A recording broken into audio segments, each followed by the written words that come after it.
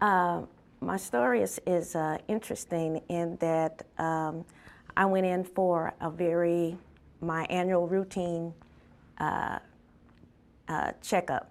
And I went in his office, and when I walked in, he had his back turned to me. And when he turned around, he had tears coming out his eyes, and I went into a panic. And I said, "What's wrong? Is Janice something wrong with Janice? His wife is a pediatrician." And he looked at me and he said, "No." He said, "Your pap smear results came back." And he said, "You have cancer." And I looked at him and I said, "I don't smoke." And he said, "No, not that kind of cancer. You have cervical cancer." And it's been 23 years, and to this day, I still don't remember that drive back to my office. At the time, I was 30 years old, and I was thinking about, I was ready to have a child. And I remember going to church on a Sunday. And the children's choir was singing that Sunday, and it was the day after I had got my diagnosis. And they said to me that I was going to have a complete and total hysterectomy. And on that particular Sunday, I was to be admitted, and I remember being really scared and I didn't want to go.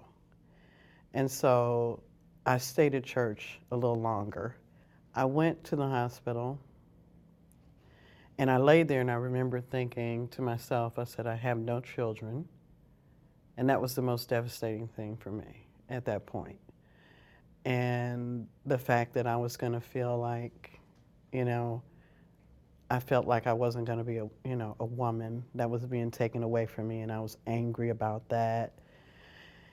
And I cried the whole time I was there the first night and went through the process. My younger sister, Carrie Ann, was 36. She had been complaining about, heavy periods and, just not feeling well. She was run down, working, just didn't go to the doctor very often.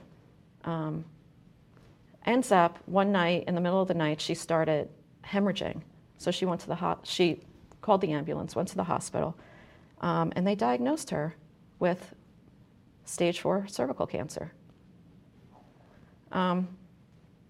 She was diagnosed in August of 2007, and she had one chemo treatment, but her kidneys failed, couldn't handle it. She had some radiation treatments to shrink the tumor down. 3.5 months later, she died. She never went to the doctor. She never had her PAPs, and if she had, this would have never happened. I teach in a high school. I teach 9th graders. And my daughter taught 3rd graders. And I'm talking to teachers who we're finding kids experimenting with sex under the bleachers and all this stuff. Right. And here we have a vaccine that can eradicate it that nobody knows about. Mm-hmm. I just think it's so interesting that there's such a clamor out there for curing cancer, and this is one of the only things that we know that can really effectively prevent this deadly disease. More than 80% of the U.S. population has been exposed. We don't even know about men, and for anyone to deny it, that they've probably been exposed, it's just not true. First of all, it's amazing to hear everyone's story, and it brings back what I went through, and that was my wife was diagnosed cervical cancer day before she turned 43. It was something like your sister. It was very fast. She was diagnosed in September of 2001, and I lost her in February of 2002. And I remember something that you said about fighting, and I remember having that conversation with her, that you have to fight, because I wanted her to stay with me. And that was a hard thing to do, but she did fight. But she lost that fight, and I felt like I couldn't do anything, and I desperately wanted to do something. And so when she did die, I said, I'm going to do something to make sure that other people don't have to go through this. When I finished medical school, I thought back to the few patients that made an impression on me. and it was invariably the ones with cancer. It's very difficult and challenging sometimes, and obviously embarrassing to talk about your sexual health practices to a complete stranger. And so as a physician, I think it's important to be open, to be approachable, and to be proactive about broaching the topic with your patients.